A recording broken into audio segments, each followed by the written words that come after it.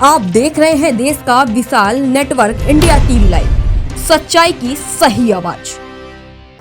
અમદાવાદ જિલ્લાના ધોળકા તાલુકાના રનોડા ગામમાં ભવ્ય ધાર્મિક કાર્યક્રમનું આયોજન કરવામાં આવ્યું છે।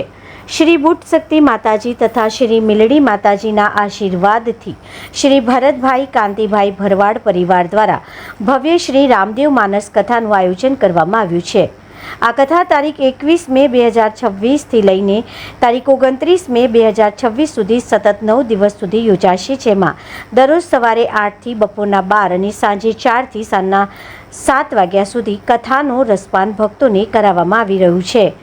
વિશેષ વાત એ છે કે ચારધામ યાત્રા પૂર્ણ કરીને પરત ફરેલા ગંગા સ્વરૂપ નાનીબેન કાંતિભાઈ ભરવાડ પરિવારના સભ્યોનું ભવ્ય સામૈયું અને પોથી યાત્રાનું પણ આયોજન કરવામાં આવ્યું છે। આ ધાર્મિક પ્રસંગે અનેક સંતો મહંતો તથા આગેવાનો હાજરી આપશે તેવી સંભાવના છે। સાથે જ મહાપ્રસાદનું આયોજન પણ રાખવામાં આવ્યું હતું, જેમાં મોટી સંખ્યામાં ભાવિ ભક્તો જોડાયા હતા અને મહાપ્રસાદનો લાભ લઈ રહ્યા છે। વિશેષ વાત એ છે કે ભરતભાઈ કાંતિભાઈ ભરવાડના ઘરે કથા દરમિયાન રામદેવ પીર મહારાજ હાજરા હજૂર છે તેનો એક પરચો તેઓને મળ્યો છે, અને તે પરચો શું છે તે આવો સાંભળીએ આપણે ભરતભાઈ કાંતિભાઈ ભરવાડના મુખેથી। Editor in chief Ganesh Rawat.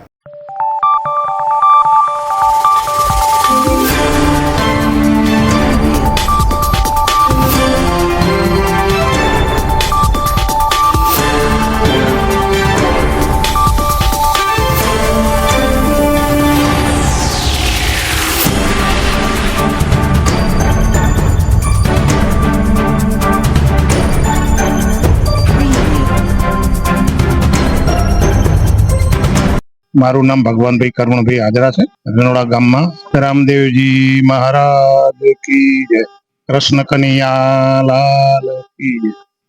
આજે આ રનોડા ગામમાં રામદેવ માનસની કથાનું આયોજન નાની બેન કાંતિભાઈ ભરવાડ તરફથી કરવામાં આવ્યું છે। એમના પુત્ર ભરતભાઈ કાંતિભાઈ ભરવાડે આયોજન કર્યું છે। આયોજન કરવા પાછળનો હેતુ એવું છે કે એમના મમ્મી નાની બેન 75 દિવસની યાત્રા કરીને આવ્યા છે, ભારત ભ્રમણ 4 ધામની યાત્રા કરીને, એ નિમિત્તે આયોજન કર્યું છે। 21/5/2026 થી 29/5/2026 સુધી ભજન, ભોજન અને સપ્તાહનો કાર્યક્રમ રાખ્યો છે। સવાર સાંજ બંને ટાઈમ ભોજન છે। આખા ગામનો આમંત્રિત મહેમાનોનો જે બી કોઈ આવે એ બધાને પ્રસાદ લેવાનો નક્કી કર્યું છે કે ભાઈ બધાને જમાડવા, ભજન કરવું, ભોજન કરવું ને કથા કરવી। અહીંયા 3-4 દિવસનો પ્રોગ્રામ થયો પછી લગભગ 25 તારીખે એક સારો બનાવ બન્યો છે, જેથી એવું લાગ્યું કે રામદેવજી મહારાજ હાજર છે, એમનો કોઈ પરચો હોય એવું લાગ્યું। એને વધારે માહિતી ભરતભાઈ આપશે। ભરતભાઈ કાંતિભાઈ ભરવાડ, મારી મમ્મી અને મારી દીકરી બંને 4 ધામની યાત્રા પૂર્ણ કરીને ઘરે આવ્યા પછી રામદેવ માનસ કથા આપણે આયોજન કર્યું, અને રામદેવ માનસ કથામાં જે કંઈ ફાળો આવે એ બધું અનાથ આશ્રમમાં વપરાશે। જયદેવ સાધુ કરશે અનાથ આશ્રમ, અને રામદેવ પીર બાપાએ પરચો મને 25 તારીખે આપ્યો। રામદેવ બાપાને આમંત્રણ આપવા ગયો હું, રામદેવ બાપાને બેની એક આંખ થઈને મારા આંખું આવવા માંડે એટલે બાપાએ કહ્યું તમે આપોઆપ પધારો। એટલે બીજા દિવસે બાપાએ 8 કિલો જેવું દહીં હતું, એની અંદરથી 3 કિલો માખણ નીકળ્યું, તે છતાં એટલું ને એટલું દહીં રહ્યું અને માખણ વધતું હતું। પછી બાપા આપે વધાર્યા। બાપાની સમાધિ આપણે 25 તારીખે 11:15 આપેલી છે।